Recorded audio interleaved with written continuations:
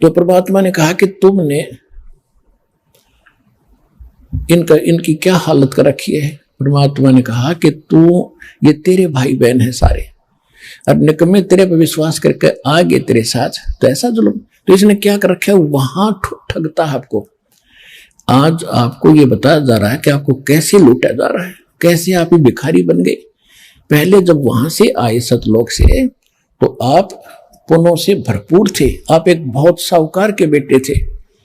पहले राजा लोग जो होते थे, उनकी बेटे और बेटियां जो धनी राजा होते थे, सोने के हार, सोने की जूतियां, सोने के, यहां तक जैसे अपना राजस्थान में देखे होंगे अभी तक पहनती माताएं चांदी के पहनते, वो सोने के होते थे।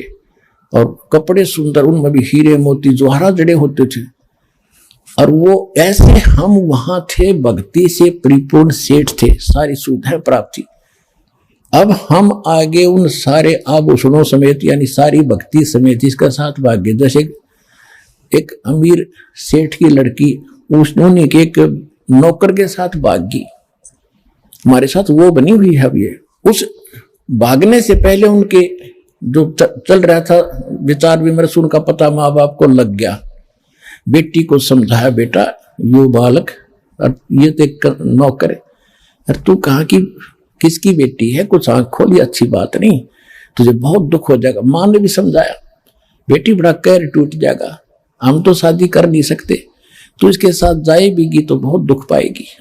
समझा दिया, हम को नहीं जाऊंगे, नहीं जाऊंगे, ऊपर से तैसे करगी और पीछे से सारा आभूषण लेकर भागी। अब वो था शराबी को अभी बकवादी आदमी, जाकर अपना रहने लगे कि चाहे वो जो सारा वो ले गई थी धन, पहले तो वो खर्च करवाया, शराब पीवे, उन्हें पीटे छेते, वह जान जो गिरी ना वापस। फिर वो मजदूरी कर रही थी, 2 बच्चे उसके साथ थे, सड़क के ऊपर। ये दास उसमें वहां जेई था, नौकरी कर रहा था। हमारा दूसरा विभाग था, सड़क पर और काम हो रहा था, वहां हम बैठे थे एक वृक्ष के नीचे। वो माई रो रही थी। मैंने पूछा, बहन क्यों रो रही है, क्या बात होगी? उसने फिर अपना सारा दुख बताया कि मैं एक बहुत बड़े सेठ की, साहूकार की बेटी थी, और जो मेरा पति है ये वहां नौकर था, और मेरे माँ ने बहुत समझाया मुझे, मेरा अकल नहीं आई, मैं इसके बाद तम आकर इसके सारा धन लेकर भाग गई। बहुत सा धन, पहले तो धन खर्च करवाया मेरे से, मारा पीटा, 2 बालक हो गए। अब भी शराब पीता है, मुझे, मैं नौकरी या मजदूरी करती हूं, जाते इनको छीन लेगा, टाइम पर टूक भी नहीं है, रो रही हो अपने कर्मों को। अब जब तो हमने थोड़ी सी सिंपैथी हुई भी, हम क्या कर सके, हम भी रोजी रोटी वाले आदमी, हम तो आपको क्या दें बेटा, हम भी कुछ ज्यादा ध्यान नहीं दिया। दुख जरूर होता है ऐसी सुनकर कथाएं। तो अब मालिक का ज्ञान होने के बाद अब पता चला हमारे साथ ऐसा बना। अब ये हमें लूट रहा है, सता रहा है, हमारी ब्रन माटी करे, मजदूरी करो, लाओ कमा कर मैं खाऊंगा। कैसे? आप पहले जो धन लेकर आए थे अपने बाप से, वो तो इसने महास्वर्ग में आपको वहां रखा ठाठ से, और आपके उस पुण्य के ऊपर इसने कमीशन रखा है, होटल बना रखे है अपनी, वहां बना खूब बढ़िया साजबाज, किसी में 25% कमीशन देता है। और पैसे जो वहां खाने पीने के ठाठ हैं, विमान है, वो आपकी पूंजी खर्च होती है।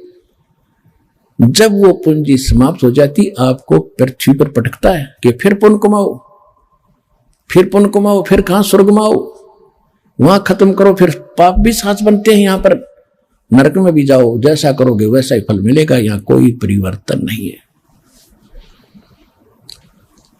अब परमात्मा ने आके बताया, ओए होए, परमात्मा ने कहा, रे जालिम, ये जुल्म कर रखा तेने, हैंड टू माउथ कर दिए, कि सेठ के बेटा बेटी थे, और तेने के जुल्म कर रखा है, इनसे मजदूरी कराता है, मौज तू मार रहा है, तेरे देवता मार रहे हैं, ब्रह्मा विष्णु महेश क्या है, ये भी आप कमाई कराते हैं तुमसे। इनके लोक में गए, स्वर्ग में तुम्हारी पूंजी पुण्य की खत्म हुई, इनका कमीशन फिक्स्ड है, पैसे तुम्हारे होंगे। सब होटल खोले बैठे यहाँ पर, कई कंगाल देश में, लोक में, 21 ब्रह्मांड के अंदर। फिर वहां से खत्म होते फिर जाओ नीचे, जबरदस्ती फेंक देंगे, एक दिन भी ना रखे। विष्णु अपने घर में, अपने श्लोक में, तुम कितने प्यारा लगता हो तुम्हें, कौन खत्म हो, पल भाग यहां से, कौन रोक का बीमारी ने। तो तुम कहां उठोगे? उस अपने पिता के घर पर जाके, वहां फिर कोई नहीं आपको भगाएगा, सीने से लगाएगा, सारे सुख देगा। उस सतलोक चलो।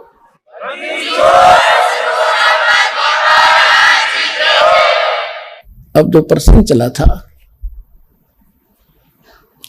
कि आप जी ठगे जा रहे हो, आप पूर्व जन्म के जो कमाइयां थी, परमात्मा कैसी दया करते हैं, जैसे प्रत्येक युग में आते हैं।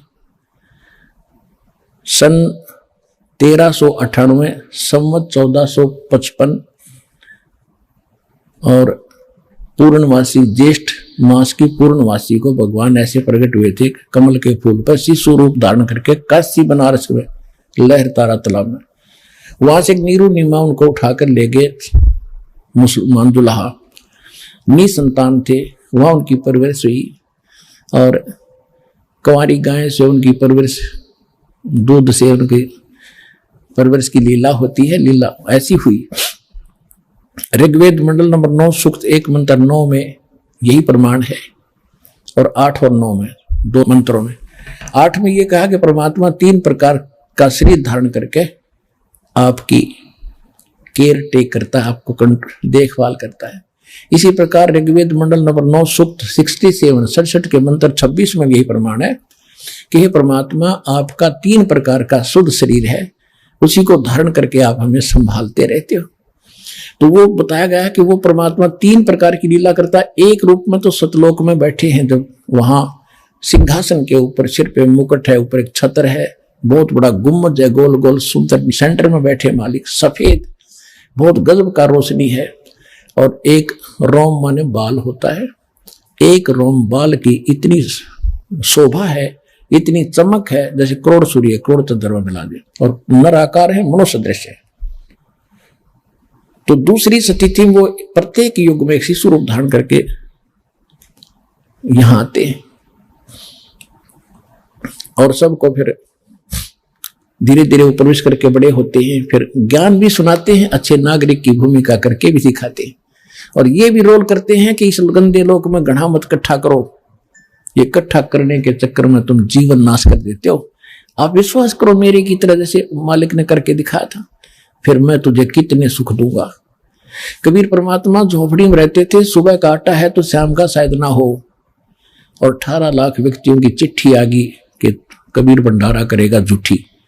उन 18 लाख व्यक्तियों को 3 दिन तक भंडारा कराया मालिक ने, और लड्डू, जलेबी, कचौड़ी, पकौड़ी, दही, बड़े, दोहर, असरपी सोने की 10 ग्राम सोना प्रत्येक खाने के बाद, एक मोहर एक दोहर।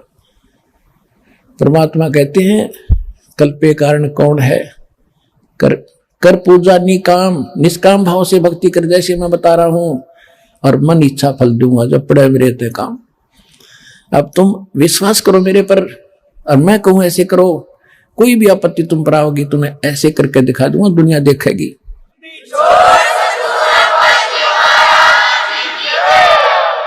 और आप जी अपनी चतुरता से कितना इकट्ठा कर लोगे, और उसमें पूरा ना पट्टा आपका। तो कहते हैं साईं इतना दीजियो जामा कुटुंब समावे, हम भी भूखे ना रहे, अतिथि ना भूखा जाए। इतना मांगो भगवान से, ज्यादा मत मांगो। तुम और मांगते हो तो वो फिर अपनी पूंजी व्यर्थ करते हो। आप प्रसंग तो चला था कि जैसे आप यहां वचन के बच्चे बन गए हमारे, अब जिस तेरे आपके घर में बेटा जन्म लेता है या बेटी भी लेती है, उसके आने से पहले मां के सतन में दूध नहीं होता, बाहर आते दूध दिया जाता है। ये तो भगवान का रोल। अब आप अपना एक पिता का रोल समझो, मां का रोल समझो, क्या भूमिका करते हैं। बच्चों को तो पता ही नहीं, अबोध है, आके निकल गए मां के गर्भ से, पड़ गए, कोई उठाओ मरो, कोई संभालो ना संभालो, लेकिन माँ बाप के अंदर इतनी प्रेरणा, उसको नहाते हैं, धुआते हैं, सीने से लगाते हैं, गर्मी सर्दी के वस्त्रों की पहले तैयारी कर देते हैं। इसको किस चीज की आवश्यकता है मेरे बच्चे को मालूम नहीं मुझे क्या आवश्यकता है। बड़ा होकर बच्चा थोड़ी बहुत जिद कर लेता है, फिर भी माँ बाप को गलत चीज उसको नहीं दिलाएंगे, वही देंगे जो उसके हित में ही होगी। अब वो आपका पिता है, आज से आप उसके बच्चे बन गए। परमात्मा कहते हैं कुल खोए कुल होत है, कुल रखे कुल जाए, राम ने कुल कुल भेंट लो, सब कुल रहा समाए। कहते हैं परमात्मा कि यदि तुम इस खानदान के चक्कर में भक्ति को नहीं अपनाओगे, कबीर साहब कहते हैं कि कुल की करनी के कारण अनसा गया भिगो, और तब ये कुल के कर लेगा जब तू चार पाया का हो, गधा बन गया, कुत्ता बनेगा, भैंस बैल बनकर धक्के खाओगा, तब ये तेरा कुल, तेरा खानदान, तेरी परंपरा तेरी क्या रक्षा करेगी। आज तुम कुल की करनी, कुल अपने खानदान में जिसमें तुम जन्मे हो, उस परंपरा का निर्वाह करते करते यदि भगवान को नहीं अपनाओगे, उन परंपराओं को छोड़ के, तो ये कुल की लाज तुम्हें फिर क्या लाभ देगी जब गधे बनकर घूम रहे होगे, गधी बनकर घूम रही होगी तुम। कुल करने के कारण हंसा गया भिगो, भिगो माने नाश कर लिया इसने अपने जीवन का।